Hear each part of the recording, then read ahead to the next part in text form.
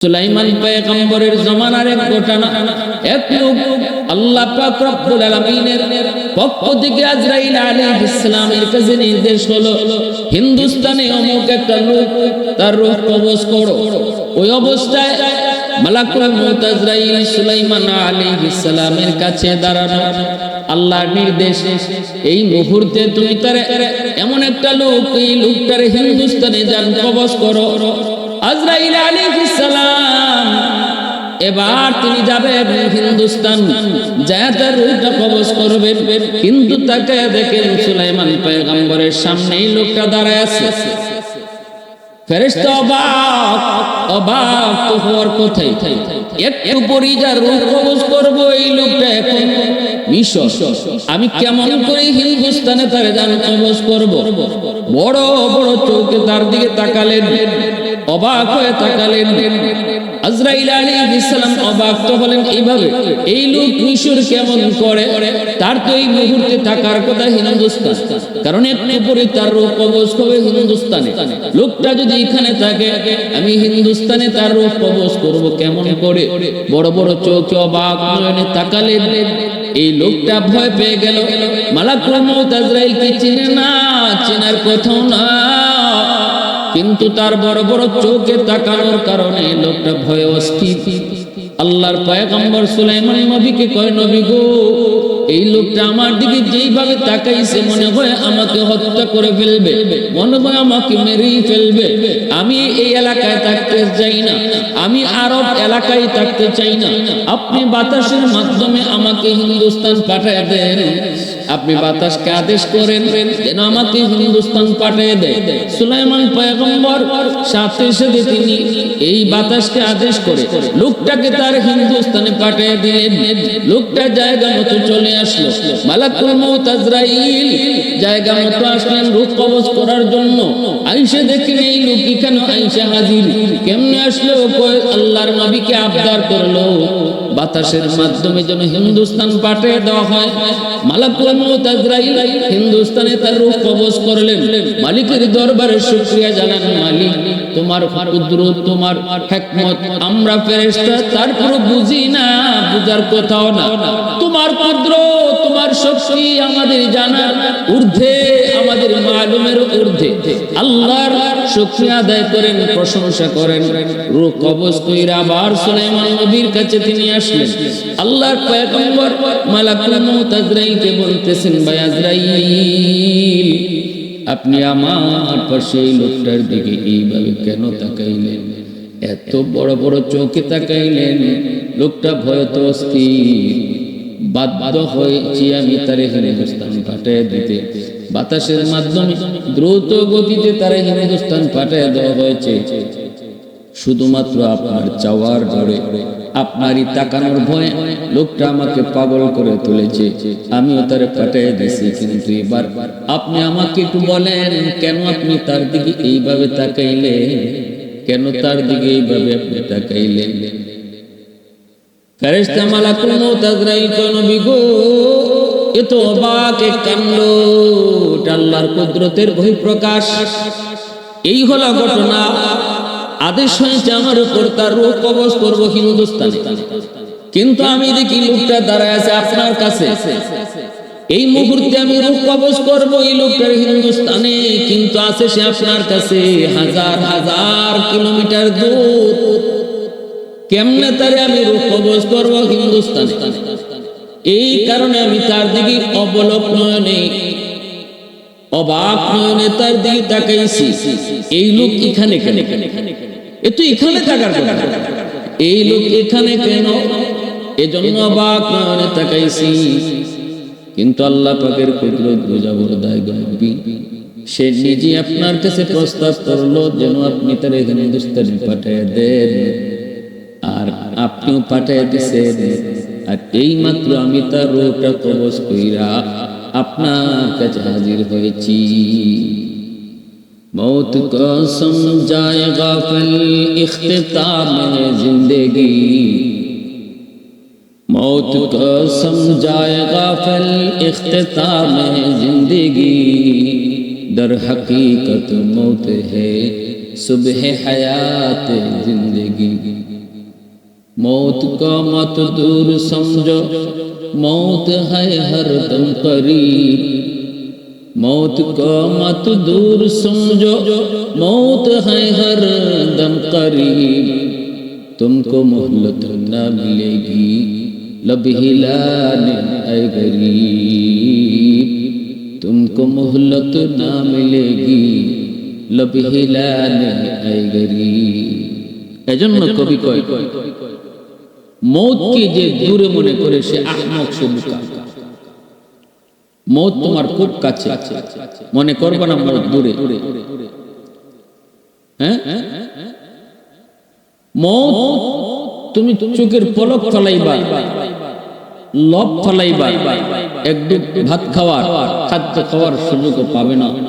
যখন যার যেই টাইমে মরণ লেখা থাকবে ওই টাইমে সে তখন ঘরে নাকি বাহিরে, সে তখন খাওয়ানে নাকি বসা, সে তখন কাজে নাকি বিশ্রামে, কোনো কিছুই তখন কাজে আসবে না, কোনো দিকেই তাকানো হয় না। যার যখন যে হালতে মরণ লেখা তার এই হালতেই মরণ। কারো মরণ হবে মসজিদে, কারো মরণ হবে সেজদার হালতে, কারো মরণ হবে বিছানায়, আর কারো বা মরণ হবে জিহাদের ময়দানে। কারো মরণ হবে স্বাভাবিক মরণ, কারো মরণ হবে আল্লাহর রাস্তায় শাহাদতের মরণ। এজন্য কবিও বড় সুন্দর করে বলছে, বেমুরব্বি কায়তোয়া নদে তিফলে দানিশওয়ার সুদন। বেমুরব্বি কায়তোয়া নদে তিফলে দানিশওয়ার সুদন। কতরা ইনকান বাশদ বেসদফ গৌহর সুদন। রোজা হাবায়ত কশিদন ইন্তজারে বেশুমার। তাকে ਦਰ জৌফ সদফ বারা শবদ দুর্রে আদন। अफ्ता हबायत के ताए के मुश्ते पोशाद पुश्ते में। शाहिद राहुल्ला गर्दद या शहीद राकफन। शाहिद राहुल्ला गर्दद या शहीद राकफन। আল্লাহর পয়গম্বর ইদ্রিস আলাইহিস সালামের রূহ কবজ হয়ে গেল। মালাকুল মউত আজরাইল বলে, নবী গো, ওগো ভাই ভাই জিবরাইল, আমি তো অবাক, আল্লাহর নির্দেশ চতুর্থ আকাশে আমি পয়গম্বর ইদ্রিসের রূহ কবজ করব, কিন্তু কেমনে আমি সেটা কোনোভাবেই হিসাব মিলাইতে পারছিলাম না। এখন আমার হিসাব মিলে গেছে। ইনি নিজে আল্লাহর কাছে আবদার করে আপনার মাধ্যমে আমার কাছে হাজির, রূহ কবজ হয়ে গেছে চতুর্থ আকাশে। ইকত আল্লাহ পবিত্র কোরআন কারীমের মধ্যে তিনি হযরত ইদ্রিস আলাইহিস সালামের ব্যাপারে বলছেন, ওয়া রাফা'নাহু মাকানান আলিয়্যা। আমি তাকে সুউচ্চ জায়গায় অধিষ্ঠিত করেছি। এই সুউচ্চ জায়গায় অধিষ্ঠিত করেছেন, এর তাফসীর লিখতে যে আল্লামা ইবনে কাসির তিনি বলছেন যে হযরত ইদ্রিস আলাইহিস সালামকে আল্লাহ চতুর্থ আকাশে রেখেছেন। আর বুখারী শরীফের হাদিসের মধ্যে এসেছে, রাসূল মেরাজ যখন গেলেন চতুর্থ আকাশে হযরত ইদ্রিস আলাইহিস সালামের সাথে সাক্ষাৎ হয়েছে। কিন্তু অন্য আরেকটা riwayতের মধ্যে এসেছে, অন্য আরেকটা বর্ণনার মধ্যে এসেছে, যদিও বর্ণনাটা দুর্বল, কেউ কেউ বলেছেন ভিত্তিহীন, সেটা হলো পয়গম্বর ইদ্রিস আলাইহিস সালামের কাছে মালাকুল মউত আজরাইল দুনিয়াতে আসলেন, কিন্তু মানুষের সুরত ধরে ফেরেশতার পরিচয় দিলেন না। আর ইদ্রিস আলাইহিস সালাম তিনি রোজা রাখতেন, লাগাতার রোজা রাখতেন। তিনি মেহমান পেয়ে বড় খুশি। ইফতারের সময় মেহমানকে নিয়ে ইফতার করতে বসলেন, কিন্তু পয়গম্বর দেখেন মেহমান কিছুই খায় না। তিনি তো অবাক, মেহমান বলতেছে আমি খাই না, আমি খাবো না, আমার ক্ষুধা নাই। কেমনে খাবে? কারণ তিনি তো ফেরেশতা, ফেরেশতাদের তো খানা লাগে না, ফেরেশতারা তো খানা কি জিনিস চিনেন না, ফেরেশতারা ঘুম কি জিনিস চিনেন না, ফেরেশতারা স্ত্রী কারে কয় তাও চিনেন না। আল্লাহ পাক রব্বুল আলামিন সমস্ত চাহাত থেকে তাদেরকে বিরত রেখে সৃষ্টি করেছেন এইভাবে। এজন্য ফেরেশতারা খানা খায় না, ফেরেশতারা ঘুমায় না।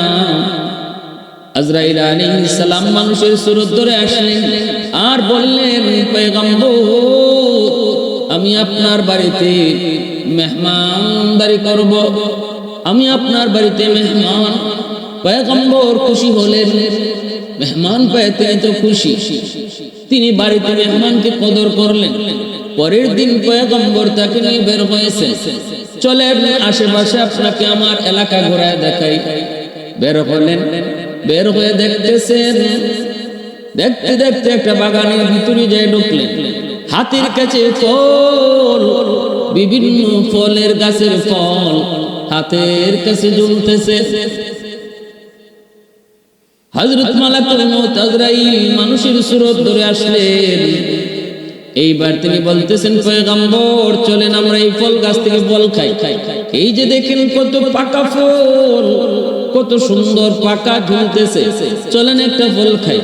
পয়গম্বর কয়, সাবধান, হাত দিবেন না, এই ফলের বাগানের মালিক আমি না, অন্য কেউ। অন্যের জিনিস তার অনুমতি ছাড়া খাওয়া যায় না, অন্যের জিনিস তার অনুমতি ব্যতীত ভক্ষণ সেটা হারাম। না না, এখানে হাত দিয়েন না। আবার সামনে চলতে শুরু করলেন, মাঠ ভরা ছাগল। ছাগল দেখার পর ফেরেশতা মালাকুল মউত আজরাইল আল্লাহর পয়গম্বরকে কয়, চলেন একটা ছাগল এখান থেকে জবাই করে আমরা খেয়ে ফেলি। পয়গম্বর কয়, আপনি তো বড় অদ্ভুত মানুষ মিয়া, আপনি তো বড় আজীব মানুষ, হালাল খাবার আপনার সামনে দিলাম খান নাই, আর এখন হারাম খাওয়ার জন্য পাগল হয়ে গেছে। কি ব্যাপার? এই ছাগলগুলা তো আমরা মালিক না, অন্যের জিনিস খাবো কেমন করে? হারাম হারাম হারাম। আপনারে হালাল জিনিস দিলাম, আমার ঘরের খাবার খাইলেন না। এবার তিনি বলতেছেন, না আমি আপনারে পরীক্ষা করেছি, দুনিয়ার প্রতি আপনার লোভ আছে কিনা। আল্লাহর পয়গম্বর ইদ্রিস আলাইহিস সালাম অবাক হলেন, সন্দেহে পড়ে গেলেন, এটা কি তার পরিচয়? সে আমারে পরীক্ষা করতেছে। ঘটনা কি একদিন, 2 দিন, 3 দিন যাওয়ার পর আজরাইল আলাইহিস সালামের চাল চলন দেখে নবীর সন্দেহ বেড়ে গেল। তিনি এবার বলতেছেন, কসম, আল্লাহর কসম, আপনি বলেন আপনি কি, আপনার পরিচয়টা কি আগে আমাকে শোনান। এতদিন পর্যন্ত বলতেছি বলেন না, আল্লাহর কসম করে বলি আপনার পরিচয়টা শোনান। সাথে সাথে আল্লাহর নূরের তৈরি ফেরেশতা মালাকুল মউত আজরাইল বলেন, পয়গম্বর আমি মানুষ না, আমি আল্লাহর ফেরেশতা মালাকুল মউত। পয়গম্বর ইদ্রিস, আপনি কি সেই মালাকুল মউত যিনি মানুষের রূহ কবজ করে? বলে হ। পয়গম্বর ইদ্রিস কয়, তাহলে বুঝি আপনি আমার রূহ কবজ করতে আসছেন? আজরাইল আলাইহিস সালাম কয়, না না না গো নবী, আপনি আপনার রূহ কবজ করতে আসেন নাই, আপনার রূহ কবজের নির্দেশ এখনো আসে নাই। তবে আমি এসেছি আপনার কিছু গুণের উপর আসক্ত হয়ে, আপনার ইবাদত বন্দেগী আল্লাহর গোলামের প্রতি আসক্ত হয়ে এসেছি আপনার সাথে বন্ধুত্ব করার জন্য। আমি আপনার সাথে বন্ধুত্ব করতে চাই। পয়গম্বর কয়, আমার সাথে যদি আপনি বন্ধুত্ব করতে চান তাহলে শর্ত আছে। আমার শর্ত যদি মানেন আমি আপনার সাথে বন্ধুত্ব করব। কি শর্ত? 1 নম্বর শর্ত হলো, মরণের কষ্ট কেমন আমার বুঝতে একটু মন চায়, আপনি আমার একটু মরণের কষ্টটা বুঝাইবেন নি, আপনি আমারে মরণের কষ্টটা একটু সচক্ষে দেখাইবেন নি। তখন আজরাইল আলাইহিস সালাম কয়, এটা তো আমার হাতে না, আপনার রূহ কবজ কইরা আপনার মরণের কষ্ট সচক্ষে দেখাবো, এটা তো আমার হাতে না, আল্লাহর কাছ থেকে পারমিশন নিতে হবে। পয়গম্বর কয়, তাহলে আল্লাহর কাছ থেকে একটু অনুমতি নেন। মালাকুল মউত আজরাইল আলাইহিস সালাম আল্লাহর কাছে ডাক দেয়া কয়, মালিক, তোমার পয়গম্বর মরণের কষ্ট নিজের চক্ষে দেখতে চায়, আল্লাহ অনুমতি আসেনি। আল্লাহ কয়, ঠিক আছে অনুমতি দিলাম। আজরাইল আলাইহিস সালাম তো আপনি শুন। পয়গম্বর তিনি শুনলেন, রূহ কবজ শুরু হয়ে গেল, জান কবজ শুরু হয়ে গেল। জান কবজ সমাপ্ত হলো, একটু পরে আবার রূহটা তার কাছে ফিরে দেওয়া হলো। পয়গম্বর এবার তিনি আবার উঠলেন, মরলেন, আবার জীবিত হলেন। মৃত্যুবরণ এবং হায়াত, মরণ আর হায়াত একমাত্র আল্লাহর হাতে। আল্লাহ পাক রব্বুল আলামিন যারে চান তারে মরণ দেন, যারে চান আল্লাহ জীবন দেন। এই ক্ষমতা একমাত্র একমাত্র আল্লাহ। কাদির কুদরত দারি বরকামাল, কাদির কুদরত দারি বরকামাল, আনতা রব্বি আনতা হাসবি যুল জালাল, আনতা রব্বি আনতা হাসবি যুল জালাল। আল্লাহ পাকের হাতে। আল্লাযী খালাকাল মাউতা ওয়াল হায়াতা লিয়াবলুয়াকুম আইয়ুকুম আহসানু আমালা। হায়াত মউত আল্লাহ পাক সৃষ্টি করেছেন। পয়গম্বর ইদ্রিস আলাইহিস সালাম মউতের কষ্ট, মউতের যন্ত্রণা নিজের চোখে দেখার জন্য নিজে আবদার করে তিনি মউতের কোলে ঢলে পড়লেন। মালাকুল মউত রূহ কবজ করলেন। আবার আল্লাহর হুকুমে তার দেহে রূহ ফিরিয়ে দেওয়া হলো। জীবিত হওয়ার পর আল্লাহর পয়গম্বরকে মালাকুল মউত জিজ্ঞেস করে, নবী গো, আপনি মরণ কেমন দেখলেন? আপনি মরণ কেমন দেখলেন? পয়গম্বর ইদ্রিস তখন বলতেছে, ভাই আজরাইল, একটা জীবিত পশুর চামড়া উল্টা সিলাইলে যেই পরিমাণ কষ্ট ওই পশুটা ভোগ করবে, এর চেয়ে হাজার হাজার গুণ বেশি কষ্ট, মৌতের কষ্ট আমি টের পেয়েছি। আজরাইল আলাইহিস সালাম কই, নবী গো, কসম খোদার, দুনিয়ার শুরু থেকে নিয়ে আজ পর্যন্ত কোন মাখলুকের রূহ কবজ আমি এত আসানের সাথে করি নাই যতটা সহজ ভাবে আমি আপনার রূহ কবজ করেছি। কারণ এটা আসলি রূহ কবজ করা নয়, এটা আপনারে চাক্ষুষ দেখানো। এজন্যই আমি যত সহজ ততটা সহজ আমি আপনার ক্ষেত্রে করেছি।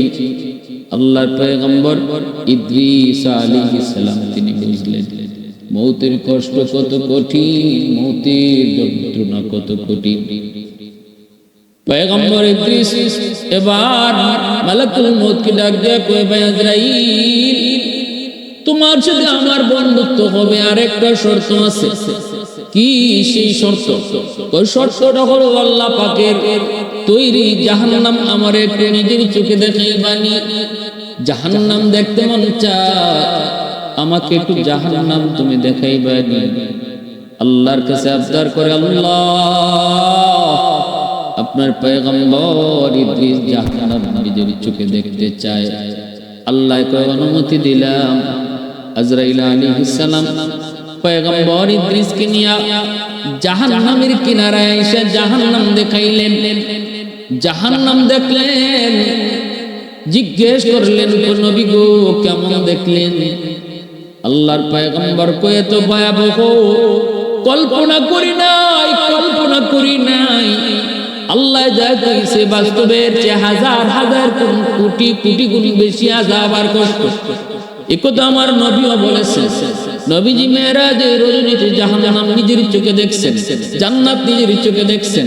নবীজি আয়েশা উম্মতকে বলেছেন, উম্মতের দল শোনো, আল্লাহ পাক কোরআনে আর আমি নবী আল্লাহ জান্নাত জাহান্নামের কথা যা শোনাইছে সব বিবরণ যদি এক জায়গায় রাখা হয়, কোরআন হাদিসের ভিতরে যত কথা জান্নাত আর জাহান্নাম নিয়ে আছে সব কথা যদি এক জায়গায় রাখা হয়, এই তুলনায় আমি নবী জান্নাতে আর জাহান্নামে যা নিজের চোখে দেখে এসেছি এর চেয়ে 99 গুণ বেশি জাহান্নামের আযাব আর কষ্ট তোমরা কোরআন হাদিসে যা পাইছো আমি নিজের চোখে এর চেয়ে 99 গুণ বেশি কষ্ট দেখে এসেছি।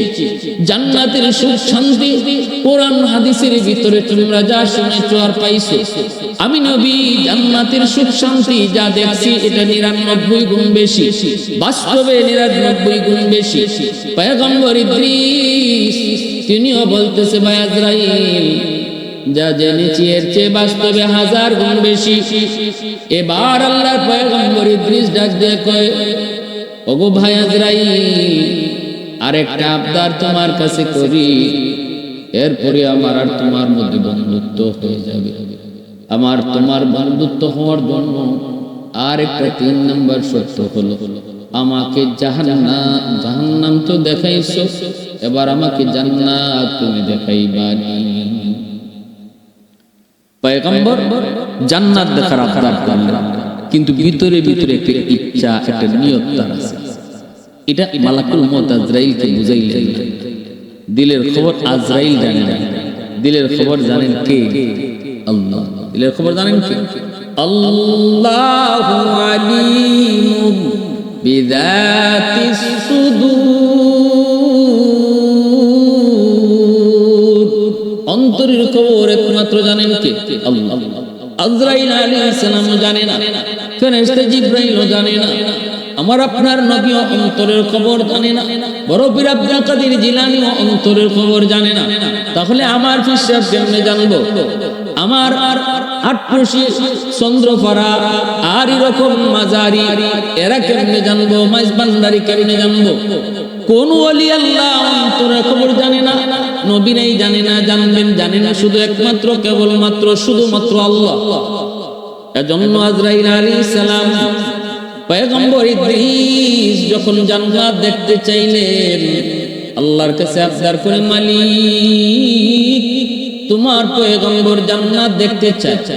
আল্লাহ কয় নেও মঞ্জুর। জান্নাতের পারে আসলেন, গেটের পাশে দাঁড়ালেন। মালাকুল মউত আজরাইল কয় নবী গো জুতা খুলেন। জান্নাত পাক ও পবিত্র, জুতা খুলে প্রবেশ করেন, কিন্তু দেরি করবেন না, দেখেই কিন্তু দ্রুত আইয়েন। নবী কই ঠিক আছে, দেরি করব না। এই বইলা নবী ঢুকলেন। আজরাইল আলাইহিস সালাম জান্নাতের গেটে দাঁড়ালো, তিনি ভিতরে ঢুকলেন। জান্নাতের নাজ নিয়ামতগুলি তিনি দেখলেন, আবার দেখেই তিনি বের হয়ে আসলেন। আইসে আজরাইল আলাইহিস সালামের কাছে আইসে